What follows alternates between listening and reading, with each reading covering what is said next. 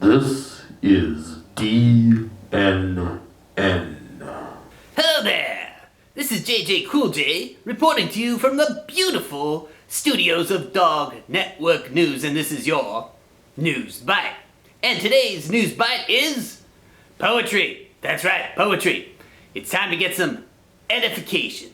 And this is called the Gimmie. You might have heard Miss Michelle read it at something called Front Porch Church. And it's actually by Pastor Mike, and it's not that bad considering, blind squirrel and a nut and all that. So, here we go. Listen up and learn. Becky had a gimme. It was stuck inside her head. When called upon to share her toys, it cried, "Gimme!" instead. And as the sound rang through her brain, it popped straight from her mouth. It came out loud and high and shrill, a frightening, selfish shout. And after 2 long weeks of this, her grandma said, "My girl, that thing that's stuck inside your head is not good for this world. The world needs people who will share. This tired world needs love. It doesn't need another soul who never has enough." But Becky still cried, "Gimme!" At home, at school, at church. She cried it loud when snack was served and grabbed the big piece first. She pushed and shoved to lead each line and ignored all her friends. And as she did, that gimme sound got bigger in her head. And pretty soon that gimme sound was all the girl could hear, a blaring, blinding, clanging sound a-ringing in her ears. She wanted more and made it known to everyone around that Becky would do anything to heed that gimme sound. And Grandma said, "Dear Becky, stop. This isn't good at all. You're grabbing for too many things. You're headed for a fall. You need to change. You need to learn that just enough is plenty. What good is having everything if your heart is empty?" But Becky turned and rolled her eyes. She didn't understand the wisdom being offered there, the wisdom of a gram. And with a stomp, she went to bed and curled up tight to sleep, not knowing what awaited her, not knowing she would dream.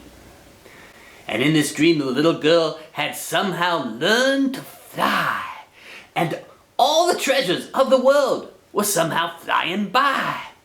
And she saw a doll, a brand new phone, and swallowed both things whole. And then a cake, a bike, a dress went down her huge pie hole. She somehow swallowed everything, so each thing would be hers. But still her ears were ringing with that gimme, gimme word. And suddenly, nothing was left. Not a thing to grab. She had it all. But why? Oh, why? Did her insides feel sad? And as she floated across the world, she saw a world of hurt. A world unlike the one she knew. A world without dessert. And faced with all the pain she saw, she knew she had to change. She had to kick that gimme out and be herself again. And suddenly it stood right there. The gimme, big as life, high as a house, with horns and snout and oozing selfish slime. "You are mine," the gimme cried. "And you'll never be free. And every single thing you see will be the thing you need." The monster roared, and Becky froze. How could she make this stand? But then she felt a touch and knew her grandma had her hand.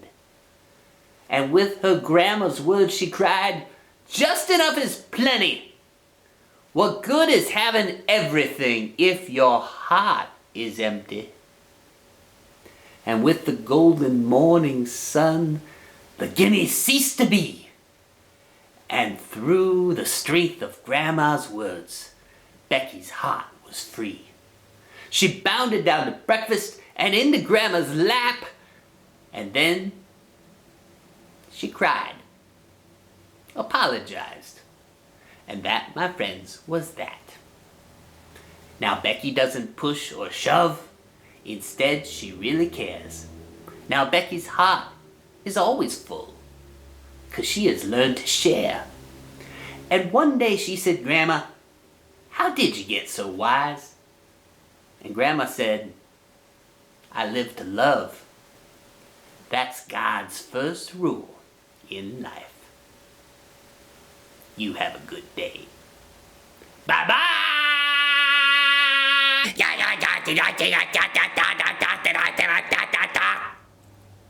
This is DN